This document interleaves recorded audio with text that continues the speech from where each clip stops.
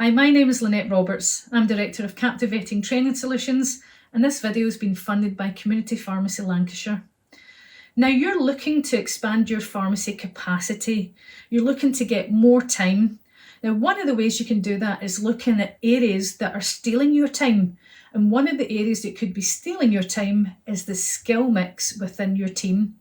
Now, it's not just about your team, it's even about you, and we're going to look at these two different areas. So hopefully you've already completed the Wheel of Waste audit, which might have helped you identify, is it your personal skills or is it your team skills that's affecting your capacity within your pharmacy? It might even be both. But let's look at your personal skills. Now, when we look at you, we're looking at things like your ability to delegate, or even the manager's, the leader's ability in the business to delegate, because it is about being very almost like strict on who does what. Like, as a pharmacist, getting involved in processes within the pharmacy that don't need a pharmacist, then that shows a lack of delegation, and that is how you know that that's an area that needs fixing. Now, it could be that it might be something to do with your team skill mix, that you don't have the people in the team to be able to do those things, so you're having to step in and do it. That's where later on we're going to talk about you really making some tough business decisions on your team skill mix.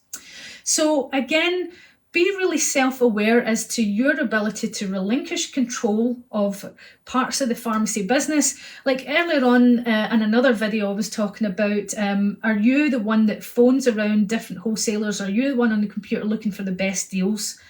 Is that something that needs you to do that? That's an example of control. Like, you need to be able to do that. But if you train somebody up to do that, then that releases you to do other things that might actually deliver you more profit for your business and expand your capacity.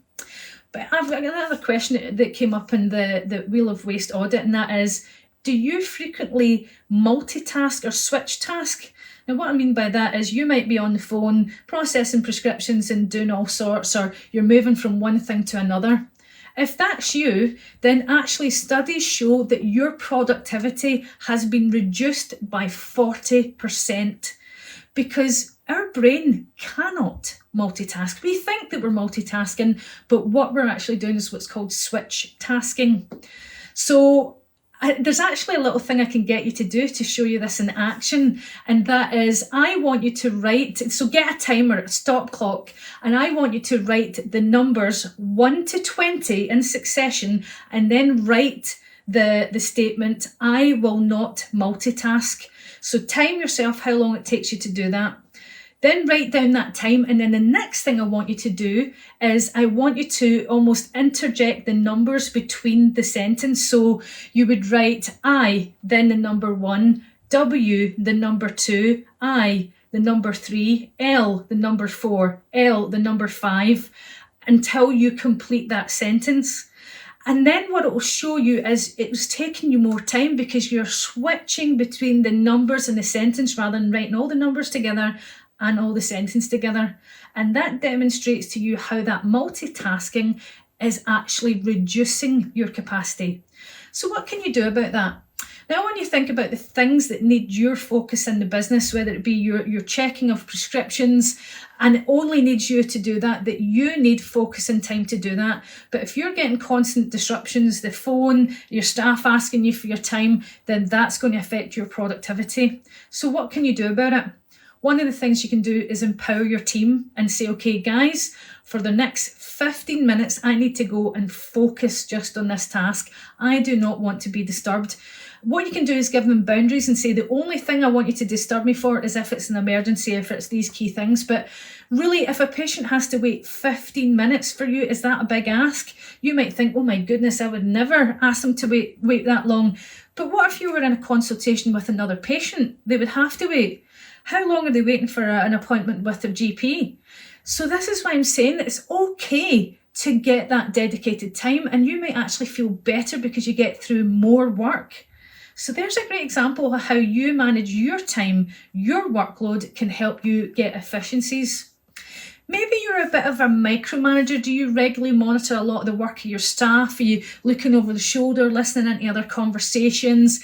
Then that's another example that you're not getting the best out of your time. You're not trusting your team, and it is about being really tough on yourself and not really tough on them, but to give more trust and to work with your team to do that, because that is not a good use of your time. It could even be your communication with your team that could be affecting your pharmacy capacity. Like if there's any ambiguity, if you're not clear on instructions, who's doing what, it slows down the productivity within the team. Now let's look on the other side, and that is your team skill mix. So it's all about different things, whether it be frequent absences, certain shortages, or it can even be training. So one of the things we can do is almost do a team skill mix audit. And so I want you to think about the processes in your pharmacy. If you were to map them out, particularly the ones that are the most important, the most profitable for your business, the most time consuming, and to map out who needs to get involved in each point, who needs what skills, what qualifications. Because particularly if you do have shortages like staff illness, things like this, then you want people that can move into different roles. And so you want to build up the skill mix of your team. But let me give you another example of how skill mix has really impacted pharmacy capacity. And that is, let's say we've not got an ACT, or we don't have a technician. We might only have a dispenser. Like I actually had a pharmacist come to me in the area that said, I've had a real dilemma in my business because I've had two of my technicians that want to step down from the technician role back into dispensing because they just don't want to do it anymore. And so that's not good for their business because it puts more pressure on the pharmacy. It really affects their capacity.